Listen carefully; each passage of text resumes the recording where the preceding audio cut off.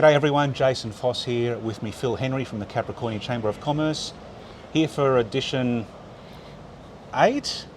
I probably should have looked this up before we started. I think this is Why show number why 8. don't we just make it edition 1 of 2022? That'll be simple, And that way it's easier to remember. Okay, we'll run with that. We'll do that. Edition 1 of 2022.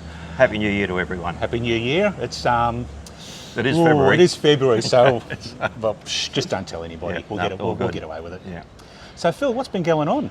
Well, as we're talking today, Jason, it's the day after the state government lifted the check-in requirements for everywhere except hospitality and similar places. So that's a significant step forward. But I think it gives us something to talk about with the whole mandate thing that's, I think, exercised a lot of people in different ways.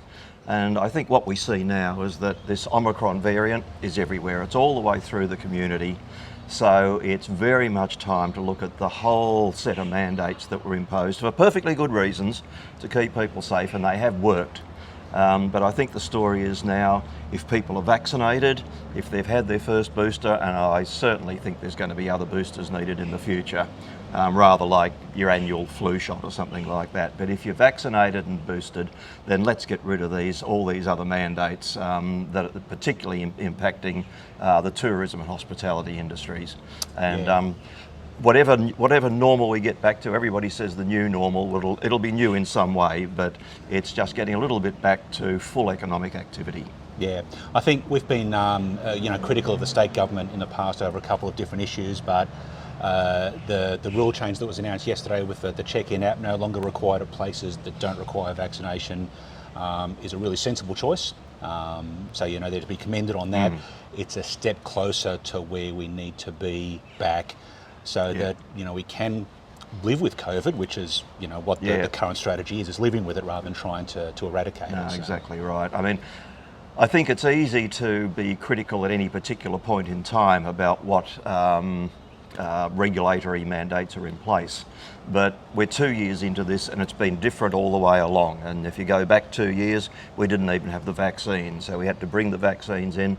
Then we had a couple of variants, then we had the Delta and then Omicron, and it's changing all the way along. And it's probably the first and foremost duty of government is to try and keep its citizens alive. And that's what all the governments have been trying to do. Yep. So full credit to them. But as we're now moving into this next period, keeping at the back of our minds that a next variant might be quite a bad one that we need to be ready for.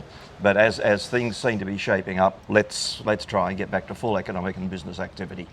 Speaking of a 2-year anniversary, international borders are set to be opened up again soon. 25th, is it? Yeah. So that's been pretty close to 2 years since they were closed down. So that's really good news for anybody who's relying on bringing in specialised staff from outside. Hopefully that will help with some of the skill shortages that we're seeing everywhere across many industries. Hard to say how quickly that's going to take effect, but at least with the borders open, requiring that double vaccination status, of course, hopefully we can start to see some pressure relieved on that skills shortage that everybody seems to be suffering from. Oh, that's certainly right. And it's got particular relevance to Queensland because of our exposure to the tourism industry, much more than any other state, I think. We rely on that. It's an enormous part of the state's economy, and that's been very much impacted right around the state.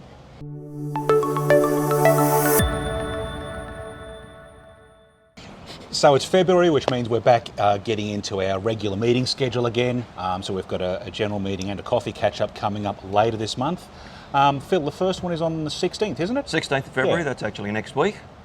And we've got a lady from Local Buy, Liz McFarlane from Local Buy, coming along to talk about that organisation and what it does about promoting local procurement. Yeah, definitely. So if you're looking to get more work with any government at any level, federal, state, local, this could be well worth your time to come along and find out how Liz's organisation can help you connect those dots and make those connections. Yeah, no, exactly. It's become, I think, probably one of the priority issues for CCIQ and chambers around the state, is that local procurement is not at the levels that it should be. So this is one organisation that can possibly help you with that. So that's at the Stirling next week, and as usual you can register on our website, capricorniachamber.com.au. Yep. And then following that is we're back to our morning coffee. Our morning coffee, the first one will be Wednesday the 23rd of February, so the last Wednesday in the month. Yep. And that's at Dingles. Speaking of coffee. Yes, here we go.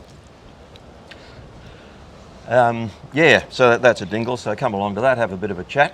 But one of the things I was going to talk about actually at that meeting, we try to make them casual, but occasionally we've got something to say, but I might say it now.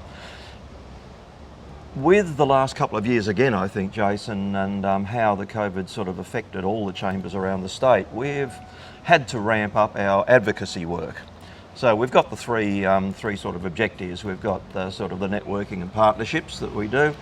We've got the information and education where we have people come along and talk. But the other one's advocacy.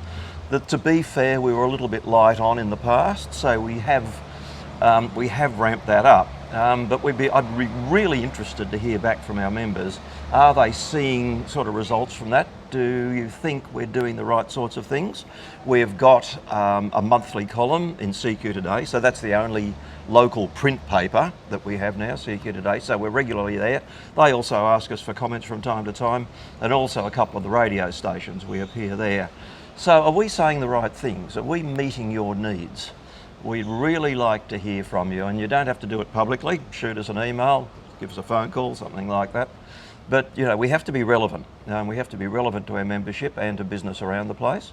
We're trying to grow our membership, and we can only grow our membership if you, business owners out there, are seeing value for what's really quite a small membership fee, quite frankly. Yeah, it's $100 a year. It's relatively. It shouldn't really be breaking the bank too much, hopefully. No, but that if we don't, we hear general things about business conditions, obviously, with the various roles that we have, and with members on our committee being in various industries and sectors.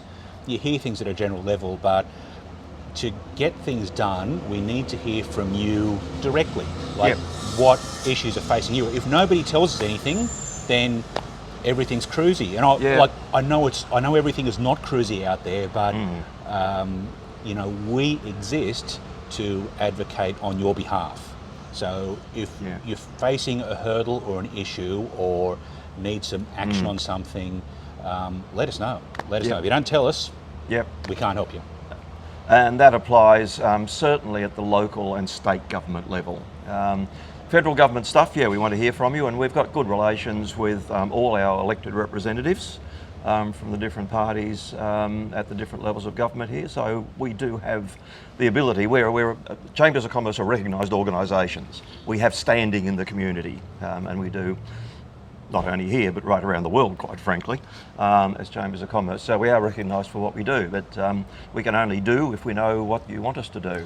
So it's not unusual for visiting politicians who have certain portfolios to reach out to us if they're coming through town. Being the Chamber of Commerce, it's the Chamber of Commerce they contact, and they'll say to us, hey, what's going on?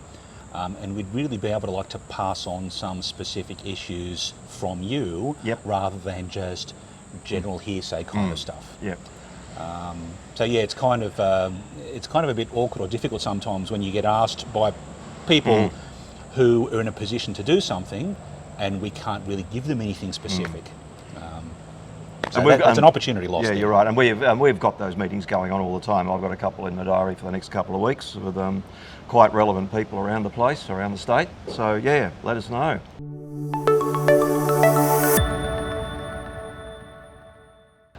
All right, and there's a bit of news coming out next week, Phil. Yes, the quarterly pulse survey that you'll all be very aware of, and the survey itself was conducted late in 2021, so those results come out next week, and that'll be an opportunity probably, I think, for Jason and I to do another podcast and to put stuff up on the website and on our Facebook page and get that info out there. And that's going to be quite telling because that was right in the middle of the last heavy imposition of mandates and everything. So we'll have that, we'll have those outcomes for you. Yeah, that'll be an interesting one. So other than that, we look forward to seeing you on the 16th at the Sterling. Make sure you jump onto the website and get yourself a ticket. It's free for members, $10 for non-members, but make sure you grab a ticket in advance. And then the coffee at Cocoa Brew. Dingles, sorry, cross the road. Cross the road. Cross the road from Cocoa Brew. Dingles it is, Yep, definitely yep, Dingles. yep. That's on the 23rd. So, and that's one you don't need to register for that. Just come along. Just show up for that one, yep. And that's also a good one if you're not a member of the chamber yet and you'd like to come along, meet a few members. They can whisper in your ear about whether they think we're doing good stuff or not, or what else, or if you've got your own ideas. Yeah, come and talk to us, because particularly I think, Jason, over the last couple of months with COVID, we've been speaking on behalf of all businesses locally, not just if you're members, because what's been going on, excuse me, has affected all members. It's had a much broader impact across the business community, yeah. But we would like to see more members. So come along, come and meet us, have a bit of a chat, see whether we make sense. And boy, that's setting a bar, isn't it? Do we make sense, boy? Right. Phil, thanks for that. Thanks very much, Jason. And we will see you guys next time. Cheers.